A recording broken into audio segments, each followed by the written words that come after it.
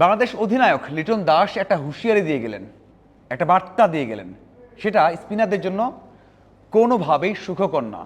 তিনি বলে গেছেন যে বাংলাদেশের হয়ে খেলতে হলে, বিশেষ করে টি-20তে খেলতে হলে একজন স্পিনারকে ব্যাটিংও ভালো করতে হবে।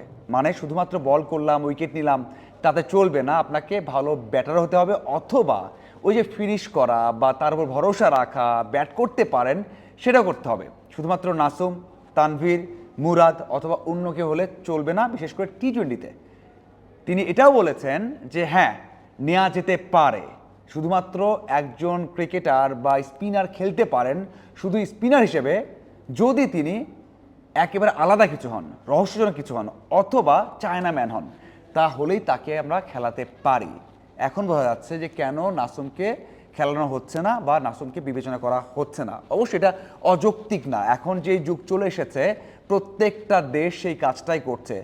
11 জনের মধ্যে 9 জন বা 10 জনই ব্যাট করতে পারেন, ছক্কা হাঁকাতে পারেন, টিকে থাকতে পারেন, সেটা করতে পারেন। সবশেষ ম্যাচে বাংলাদেশে দেখেছেন হয়তো বা, যখন শরীফুল ব্যাট করেছেন, যখন সবশেষ ব্যাটার রিপুন মন্ডল আউট হয়ে গেছেন, তখনও মাহিদিকে রাগ করতে হয়েছে কেন আউট হয়ে গেলেন আপনারা, কেন থাকতে পারলেন না, আমি ব্যাট করতে পারলাম না। এই জন্যই লিটন দাস বলেছেন যে স্পিনারদের খেলতে হলে ব্যাট করতে হবে অথবা শুধু চায়না ম্যান হতে হবে। শুধুমাত্র এই কন্ডিশনের জন্য না, তিনি চিন্তা করছেন অনেক দূরের। সেটা হচ্ছে সবশেষে যে বিশ্বকাপটা হয়েছে ভারত এবং শ্রীলঙ্কাতে, সেখানে আপনি স্পিনার নিয়ে খেলবেন, নিঃসন্দেহে স্পিনার নিয়ে খেলবেন, কিন্তু যখন অস্ট্রেলিয়া এবং নিউজিল্যান্ডে ওয়ার্ল্ড কাপ হবে তখন আপনি কী করবেন? তখন কি আপনি শুধু স্পিনার নিয়ে খেলবেন? স্পিনারদের হয় অলরাউন্ডার হতে হবে, ভালো ব্যাট করতে হবে, অথবা আপনি 4 জন পেসার নিয়ে খেলবেন। এই জন্য লিটন দাস তার চিন্তাটা আলাদা করে ফেলেছেন এবং এখন থেকেই চিন্তা করছেন যে বিশ্বকাপে কিভাবে ভালো করা যায়। এখন আসা যাক যে কেন কেন সাকলাইনকে অভিষেক করানো হলো না।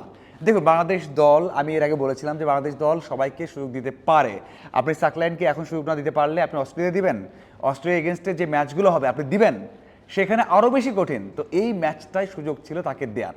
মানে আপনি যখন নিয়েছেন দলে, একটা ম্যাচ দিতে পারতেন, দেয়া হয়নি। কারণটা হচ্ছে বাংলাদেশ দল সিরিজ জিততে চেয়েছে, সিরিজটা যে করেই হোক জিততে চেয়েছে। এই জন্য নাসুম, সাকলাইন অথবা সোহানকে ম্যাচ দেওয়া যায়নি, সেটা কিন্তু স্পষ্টভাবে বলেছেন। যদিও আমার বিশ্বাস যে সেখানে সাকলাইনকে খেলানো যেত, বল এত খারাপ করতেন না হয়তো বা। যদি শুধুমাত্র বোলার হিসেবে খেলাতে চাইতেন তাহলে অবশ্যই সাকলাইনকে রাখা উচিত ছিল। ওই সিরিজ জয়ের চিন্তাভাবনা থেকে তাকে খেলানো হয়নি, এটা তিনি বলেছেন। এখন বড় একটা বিষয় হচ্ছে সামনে যে বিশ্বকাপটা আছে 28 সালে, সেখানে লিটন ক্যাপ্টেন থাকবেন এবং পরিকল্পনা কি হবে? এই যে আপনি যে ব্যাটিং লাইন আপটা আছে, এটা নিয়েই খেলবেন আপনি নাকি চেঞ্জ করবেন? লিটন বলেছেন যে এখানে বড় পরিবর্তন দরকার, পরিবর্তনের আভাস দিয়েছেন। কারণটা হচ্ছে ওই যে কন্ডিশন, কারণটা হচ্ছে আপনার ব্যাটিং অ্যাপ্রোচে পরিবর্তন, আর বোলিং লাইনে পরিবর্তন, অলরাউন্ডার পরিবর্তন, অনেক জায়গায় পরিবর্তনের সম্ভাবনা তিনি দেখছেন বা সুযোগ তিনি দেখছেন। সেই পরিবর্তনটা হয়তো বা আমরা সাম্প্রতিক যেই ম্যাচগুলো হয়েছে অথবা সামনে হবে সেখানে আমরা দেখতে পারবো। এক হচ্ছে স্পিনারদের নিয়ে কথা বললেন সাকলাইনকে নিয়ে কথা বললেন সামনে বিশ্বকাপ নিয়ে। আর একটা বিষয় হচ্ছে যে ব্যাটাররা তাদের অ্যাপ্রোচ ঠিক রাখছেন কিনা। লিটন দাস ব্যাটারদের হয়ে নিজে ব্যাট করেছেন, যে ব্যাটাররা ঠিক অ্যাপ্রোচেই আছেন, তারা ভালো করছেন।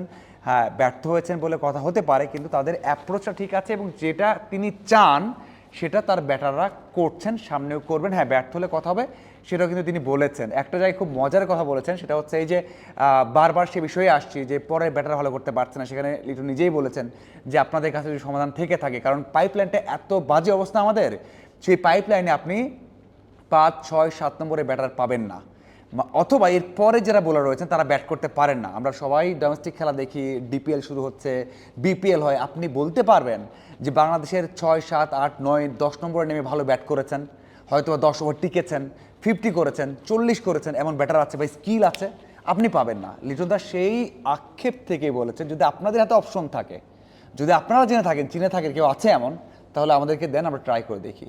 এই দুইটা আক্ষেপ, একটা হচ্ছে চায়না ম্যান বা স্পিন বোলার, আর এটা হচ্ছে এখানে যে আমাদের হাতে অপশন নেই, আপনাদের কাছে থাকলে অবশ্যই দেন। আমার মনে হয় যে এটাই বাংলাদেশ ক্রিকেটের এখন অবস্থা, যে পাইপলাইন ভালো নেই। তবে আশা করি যে বাংলাদেশ দল সামনের পথে ভালো করবে। এবার ডিপিএল যেটা আছে, এখান থেকে হয়তো আর 2-1 প্লেয়ার আমরা দেখতে পারবো, হয়তো বা লিটন দাস নিজেও দেখতে পারবেন, তারপরে হয়তো বা 2-1 জনকে আমরা নতুন দেখতেও পারি। আপনাদের কী মনে হয়? লিটনের সাথে আপনি একমত কিনা অবশ্যই জানাবেন। ধন্যবাদ।